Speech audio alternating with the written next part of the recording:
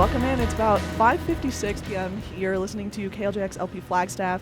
We're here with another interview for you with Sunroom. Super stoked and excited for this. Yeah. I'm Caitlin Konishny. I'm Abby. And we'll be conducting the interviews today. So we just wanted to do an intro question real quick. If you could all say your names and your favorite beach. Okay. I'm Luke. My favorite beach is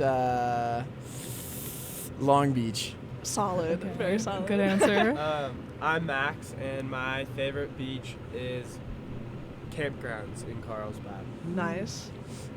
I'm Ashton, and my favorite beach is Lost Winds in St. Louis. Very nice. Oh yeah, and if you guys want to talking to the mic, you can move this however you want. Yeah, they move feel free to around. adjust it. Yeah. You should probably go in the middle. Whatever I'm feels Thomas. good. My favorite beach is Devs in Santa Barbara. Very cool. Nice. Very cool. Yeah. Yeah. I'm from Southern California, so Oh, I had to sick. ask. Yeah. I'm Abby's from not, Phoenix, but so no beaches. Nice. so we had to ask. But cool. Do you want to? I'll ask the You first start, question. yeah. So I personally have been following you guys since like early TikToks era. I've liked one of your first TikToks and have been a fan sick. ever since. So thank you for the cool vibes music. But I wanted to talk about that because I found you guys through TikTok, and I know a lot of people have found you through TikTok and social media in general, and you've seen a lot of growth through that. So I was wondering if that kind of content creation came naturally to you guys, or if that was an adjustment period from more traditional ways of exposure and getting out there. Yeah, I mean, it kind of just fell into it by luck. I didn't have a TikTok at all, and then around the time that I was writing the first EP, I just posted. I downloaded TikTok, and it wasn't the band Instagram or TikTok. It was just mine, and I posted this super dumb video of my buddy Zane, and we're just talking in weird voices, and he did doesn't land a skate trick, and then it's just some weird video, and I had posted it and forgot I had the app for 2 days, and then I went back and I had 600,000 views or something. Whoa, and yeah. And then there were all these followers, and I was like, this is nuts. I guess I could just use this because the EP was coming out in a month, so I was like, all right, I'll just use this for the band, and then. Yeah, I got lucky on the first couple of TikToks, and I don't know. Sick. Very cool. Yeah. Cool. Definitely wasn't a social media extraordinaire or anything, kind of fell into it by luck. That's usually how it happens. For better, for worse. Yeah. I'd say it turned out pretty good. Yeah, I'd say for better. Yeah. Yeah, cool. So I did go to your show in Phoenix on Tuesday. It was super awesome, and it was making me laugh because when I listen to surf rock, it's more of a chill thing for me, laying on the beach. So the crowd really surprised me. It was mosh pits, crowd surfing kind of thing, and I was curious if the crowds kind of influence the way you guys perform, if they tend to be more energetic like that. Yeah, definitely. Definitely, if there's a mosh or the crowd's just going a little bit crazier, I think we get more into it. For sure, and the shows that we grew up going to,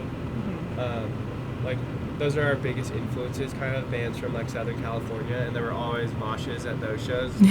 So it feels right when there is a mosh pit and crowd surfing and all that stuff. Yeah, it's just a lot of fun. No, it was sick. The energy was perfect, I thought. Yeah. So Yeah, I also feel a lot of times people who might not know us who come to a show, they hear surf rock and expect something mellow, but honestly I think our sound isn't I think a few of our songs are surf rock, but I think especially lately most of the songs are just rock. It's not, maybe there's always gonna be a little bit of surf influence, but it's just rock and roll, and so I think the crowd, I don't know, there's been lots of cool mosh pits, and it's always fun when the kids are crowd surfing, doing backflips. Yeah, that was wild. interesting. There was a lot going on back there. Some gymnastics mid set. Yeah. Yeah. Makes it fun. Cool. Kind of on the topic of shows and stuff like that. I know you guys kind of started in a garage scene, doing local shows, house shows, and have kind of come back to that when you're more in the area. So I was wondering if you could kind of touch on like the kind of battle, for lack of a better word, between like staying local and like having that local influence versus like the growth that you've seen and like going on tour and all that, but still finding room for local sets. Yeah, I think it's just fun to like get home, and that's what we all grew up doing. We all played in bands in like high school, and it was just like backyard shows all the time. Like the only other venues that like I played that weren't backyards in high school was a small thrift store where they moved all the clothes out of the way, and then the other was like a pizza shop. Really So cool, it's like I don't know, that's just our roots is like backyard shows. And I think no matter how like big we ever got, like we'd always just do like backyard shows with our friends. It's fun. It's a fun thing to come back to. Yeah, it's nice. And then with that, like, a thrift store show and like a pizza show, like, what's the coolest show that you guys have ever played? Like, anyone can answer. Feel free to tune in. But I know that's kind of a hard question. We Like, played a bowling alley one time. Whoa. That was kind of fun. that's cool. Okay. Very epic. This last 4th of July, we played a little house show, and our friends shot some video for a music video. But it was just at like a backyard house party, and everyone was just in like board shorts and bathing suits, and there was like a water slide.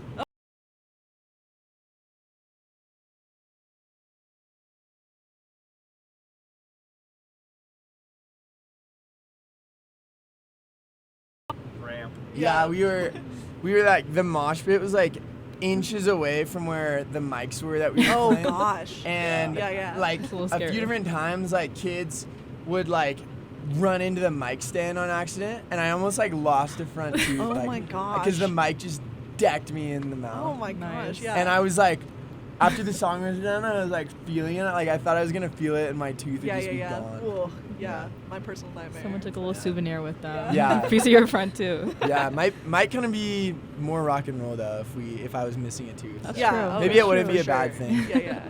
So I'm curious, transitioning from these house shows, you guys opened for Louis Tomlinson.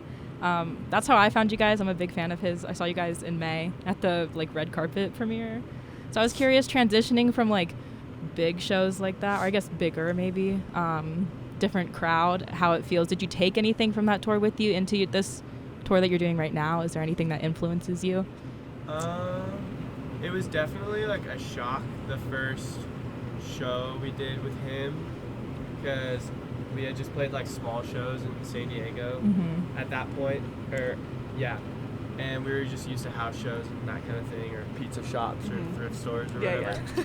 But yeah, that was pretty shocking because it felt like we just like somehow just got put there without like playing a lot of stuff in between.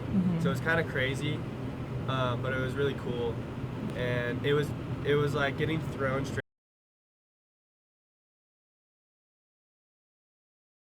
real tour before. That was a pretty major. So we definitely learned a lot, and like learned a lot from the crew and everything too, because they're very professional. And it was just like us four and our driver, our manager's cousin, drove us and sold our T-shirts. Nice. So we all learned a lot. That's cool. Definitely. And you just like learn how to like go about a day on tour too. Just like the routine of, just like a show day. So yeah. Nice. Is it a big difference to this tour that you're doing now? Or pretty much the same now that you're used to it? But Yeah. not quite Yeah. as big, but Yeah. It's a similar. It's like similar. Obviously the rooms are a lot smaller, but yeah, it's like a similar schedule. But like on our headline tour, we get like a little more time to breathe, kind of like a little more time to rest. A little more That's mosh what pits. Yeah, some more mosh pits. Yeah. Makes it fun. Yeah. Yeah. And it's like crazy that people are coming to see us, so that never gets old. So very fulfilling. yeah. Nice. One, like, kind of, I don't know, could be complex, could be simple, but how did y'all, like, meet and decide to start a band, and, like, Yeah. how has your relationship kind of Especially it grown was from that? during COVID, right, that you Yeah, guys started yeah. making music? Yeah. Kind of met. I did the first EP during like COVID, and then met these guys like shortly after. Met Ashton, then met Max, through like mutual friends from like the college I was going to at the time. Yeah. And then dropped out the next year. And then I grew up with Thomas. I've known Thomas since I was like 13 or something. Oh, nice. We were in a band in high school together. So yeah. Very cool. Yeah. Cool. All right. Well, I think we're wrapping Yeah, it up we have soon one a last little question bit. for So you I guys. wanted to ask, because you're playing for NAU tonight, what can students expect from your set tonight? Loud, Yeah. good. fast. Okay. Yelling. Nice. Yeah. Yeah. I Good don't know. vibes. We were also playing our slowest song ever too. Okay. So it's a little switch But it's up. also one of our loudest songs. Yeah, Very it's our fun. slowest, and then the end is like the loudest song ever. Versatility. Well, not the loudest song Exactly. ever, but the loudest song ever for summer. Yeah. So far. Oh, one other thing, we kind of forgot to mention. Supposed to in front, but you guys released a new EP today. Yes. So like, congrats. Thanks. That's sick. Yeah, like if you want to shout it out, go ahead and talk a little bit about what that's like, what the vibes kind of are. Yeah. Yeah, we dropped a new EP called At Least I Tried. We did it. The producer was Zach Carper. He's the singer of like one of our favorite bands called Fiddlar. And yeah, it's like, I think with that EP we were kind of like, for a few of the songs, our live set's always been a lot like rowdier and louder Yeah. than our recorded music, and so with like a few of the songs we were trying to like record music that lived up to the show, kind of like same speed and energy. So I think we accomplished that, hopefully. But yeah, it's some great songs, you know. I thought it was I pretty listened good. to it. Check it Yeah, out. we listened to it. It's pretty, damn good. Very good. So, Yeah. I'm excited to hear everything tonight. So yeah. it'll be good. Yeah. So thank you for your Sick. time. Yeah. And thank you for listening to you Yeah. KJACK people. So we'll true. be back soon with Cat Daddy's Jazz Hour. In the meantime, enjoy. Ooh, that sounds cool. That's my show. Yeah. Thanks, Yeah. guys. Oh. On right after. In the meantime, enjoy Summertime Sadness. Remix.